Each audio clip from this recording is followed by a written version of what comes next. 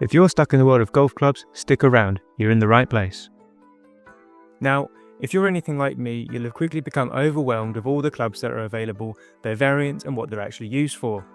14 clubs, all in different shapes and sizes, but which one do you actually use and when? I've done the research so you don't have to and laid them out simply in this video. I'll break down each type of club in simple terms along with their situational uses, as well as I'll share some information on the things to look out for when starting out. I've broken the clubs down into drivers and woods, irons, hybrids, wedges, chippers, and finally putters. Drivers and woods. The purpose of these are for tee shots and maximum distance. Drivers are the longest and largest clubs, and they're built to allow you to hit the ball as far as possible off the tee. Now, woods fall under the category of a driver because in essence they're the same, only smaller, which means less distance. You'll typically use a wood when hitting long shots from a fairway that a driver would overreach. The fairway lays between the tee and the first cut. There are many drivers out there with fancy labels, but look for anything with MAX, which simply means max forgiveness, SFT, which means straight flight technology, or LST, which stands for low spin technology, then this will likely be a more suitable option for a beginner. Irons. The purpose of these are for approach shots from the fairway or rough, and they also offer different distances. You'd use an iron in a similar situation of a wood, however, you take an iron when you want more accuracy than distance as they have a smaller club head. For example, when you're within 150 to 180 yards of the green, or when you're aiming for a smaller landing area, you choose an iron. Choosing an iron over a wood will also give you more loft, which you may need to make it over, say, for example, a tree. Now, when you're using an iron, the ball will also land more softly, meaning it slows down significantly more and won't roll as far as a shot from a wood. There are 3 styles of irons: blade back, muscle back, and cavity back. Go for cavity backs and look out for oversized in the model name. As it suggests, they're bigger and therefore easier to make contact with. Cavity back irons are easier to hit because the weight is spread around the edges of the club head. This makes the club twist less on missed hits thanks to higher MOI. MOI stands for momentum of inertia, and without getting too into it, it makes it more difficult to change the club face's rotation and gives you a better sweet spot, so off-center shots are more consistent. The design also lowers the center of gravity, which helps the ball launch higher and fly straighter, which is great for golfers who don't strike perfectly every time, so just trust me. In this next section, you'll need to know about long, mid and short irons, or at least just what they are. Long irons are typically 3 and 4, however in rare occasions there are 2s. Mid irons are 5, 6 and 7, and short irons are 8 and 9. Think of it this way, the lower the number on the iron, the more distance it will give you. Hybrids. Now the purpose of these are an easy to hit replacement for long irons.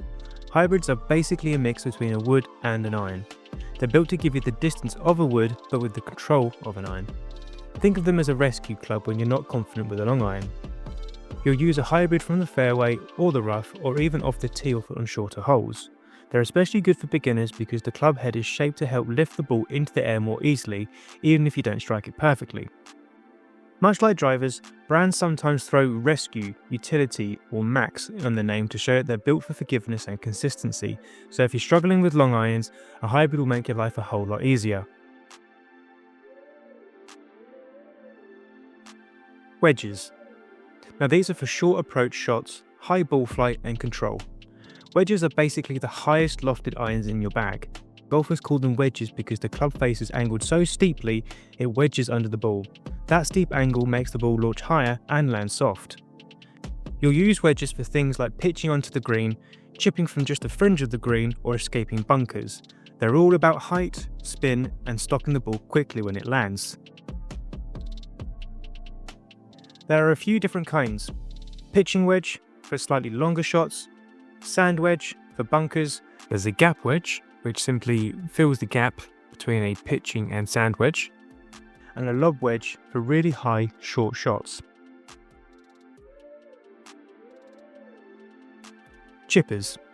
Now these are a super simple option for bump and run shots around the green. Chippers look like a mix between a wedge and a putter, and they're designed to make chipping easier by giving you a putting style stroke, but with a little more loft to get the ball over the grass and rolling smoothly towards the hole. The reason chippers get their own category in this video instead of being bundled with wedges is because they're not really about height or spin like wedges are, they're about simplicity and consistency. For beginners especially, a chipper can take away the fear of chunking or thinning a wedge shot. You just use your putting motion and the club does the rest of the work for you. Think of it this way. Wedges are for when you want the ball up in the air and stopping quickly, while a chipper is when you want the ball to pop up just a little bit and roll like a putt, so it's very beginner friendly, and it also helps you to sink your first part when you're in a bit of a sticky situation. And finally, putters, the club that most people are likely to be familiar with. Putters are completely different from every other club in your bag because they don't lift the ball, and the striking motion is more of a pendulum swing motion rather than the full backswing. When you eventually get out onto a course, you'll soon realise that putting, or should I say being good at putting, is a sure way to help reduce your number of strokes quickly when compared to other areas of the game. It might not be the sexiest part of the game, but it is one of, if not the most important part of the game. There are three main styles of putters. The first is blade putters. They're very slim and traditional, and they're usually better for players with a smooth, arcing stroke, which is that pendulum swing I mentioned before. The second are mallet putters. They have bigger heads, often with alignment lines, and they're usually more forgiving and great for straight strokes, and because of this, most beginners opt for this style of putter. The third style is the mid-mallet putter. These sit in between a blade and a mallet. They're not as bulky as a full mallet, but they still give you more forgiveness than a blade. It's a good middle ground option if you want balance between feel and stability. So to round things off, drivers are for your longer shots from the tee off, and then woods maybe on your second shot if an iron isn't suitable. Irons are for your approach shots to the green and provide more accuracy and control. Hybrids combine a wood with an iron and gives you more distance than an iron and typically are less forgiving on mistakes. Wedges give you much more loft, control and spin, meaning the ball will come to a stop much sooner on the green. Chippers live up to the name, slightly chip the ball into the green and roll. And finally with the putter, simply putt and put the ball in the hole. And there we go guys, that is a quick rundown of the main types of clubs that you will find in a golf bag, from drivers all the way down to putters. By now you have a much clearer understanding of what each club is designed for and when you might want to use it. If this video helped you out, be sure to hit that like button as it really does help to support the channel, and don't forget to subscribe so you don't miss out on future videos where we'll keep breaking down golf in simple, beginner friendly ways. I'd also love to hear from you guys in the comments. Tell me which of the clubs that you're most confident with, or the ones that you're having the most trouble with. Your feedback helps me know what to cover in so that we can learn together. Thank you so much for watching. I really appreciate you getting here, and keep practicing, keep enjoying the game, and I'll see you in the next video.